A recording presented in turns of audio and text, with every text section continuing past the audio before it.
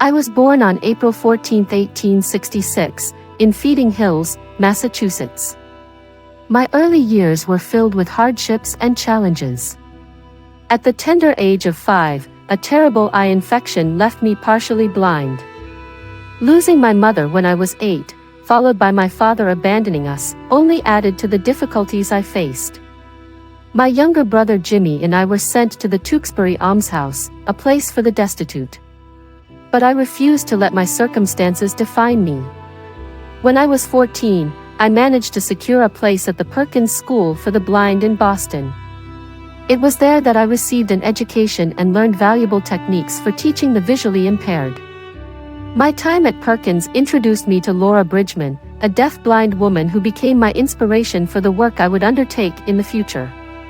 In 1887, a turning point arrived in my life. I was chosen to be the instructor for a young girl named Helen Keller. Helen, who was both deaf and blind, was just 6 years old at the time. Her parents, Captain Arthur Keller and Kate Adams Keller, sought my help desperately. Helen's communication abilities were virtually non-existent, and her frustration often resulted in challenging outbursts. I remember vividly my arrival at the Keller household in Tuscumbia, Alabama. Understandably, Helen and her family met me with skepticism. Helen, resistant and uncooperative, saw no reason to submit to my attempts to communicate with her. However, I was determined to break through the barriers and help her understand the world. Using the techniques I had learned at Perkins and my own intuitive understanding of language, I began teaching Helen. I spelled words into her hand using sign language, patiently and persistently. It wasn't an easy journey, but one day, we had a breakthrough.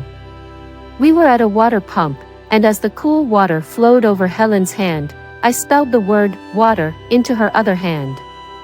In that transformative moment, Helen grasped the concept that words held meaning, and her world began to open up. From that point on, my work with Helen continued tirelessly. We developed a unique system of communication, using fingerspelling and tactile sign language.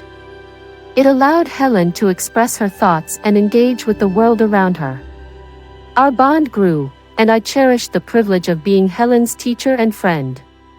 Helen's incredible journey, which she documented in her autobiography, The Story of My Life, wouldn't have been possible without my unwavering support and guidance. We faced challenges and setbacks, but I never gave up on her. I believed in her potential and nurtured her talents. Together, we defied expectations and shattered limitations.